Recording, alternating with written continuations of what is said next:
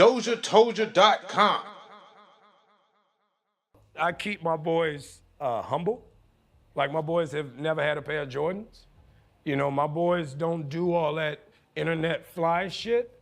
I'm like, your kids. And no, I don't give a, I could be the biggest star in the world.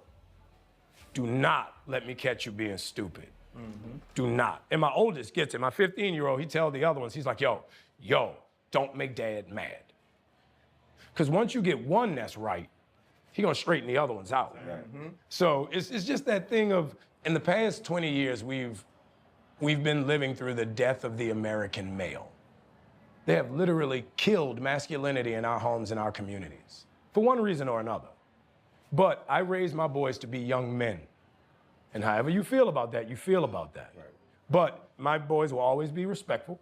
They will always say, yes, sir, yes, ma'am. No, sir, no, ma'am. They will always say thank you. They will always open a door for a lady. They will always make sure that their mother is taken care and provided for. They will always be men. And that's always, since they were 2 years old. Every time I left for a job, I tell my 15-year-old, you're the man of the house. You make sure these doors are locked every night, this alarm is on, you text me or you call me every night before you go to bed and you wake up. I love that. Because we're men. If I'm not there to protect, he got to be there to protect. Because you can have all the money in the world, climb through the window, that money means nothing. Right. You can have all the celebrity in the world, jump through the door, that celebrity means nothing. Yeah. So you got to have a little guard in there, you know? And so for me, it's always that idea of American masculinity is very different. Hold up. Shout out to the Pivot Podcast, man. That was a great interview. And a lot of people just kind of took the headline of him saying American masculinity is under attack and kind of ran with that in the wrong ways. And there's a lot of valid points that conversation does start to bring up. And we need to have those conversations. Ladies, if you're listening and men bring up the conversation about how they feel attacked about masculinity, do us a favor and listen. Try to grasp the perspective and listen. Ask questions if there are things that you don't understand when it comes to the perspective. But definitely, men feel like this. And sometimes it may be a little bit overboard, I feel. It can possibly be overboard, blowing it out of proportion. But blowing things out of, taking things out of context even. But no, men definitely feel this way. And it's valid. It's a conversation that ought to be had, ought to be understood.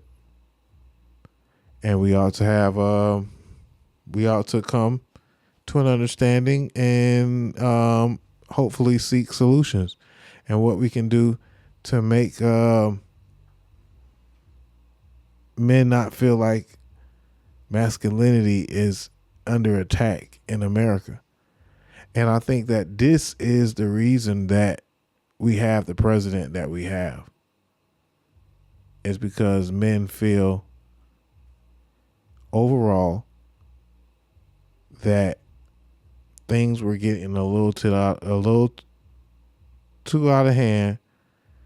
Masculinity was under attack, and a lot of men felt the confidence in Donald Trump correcting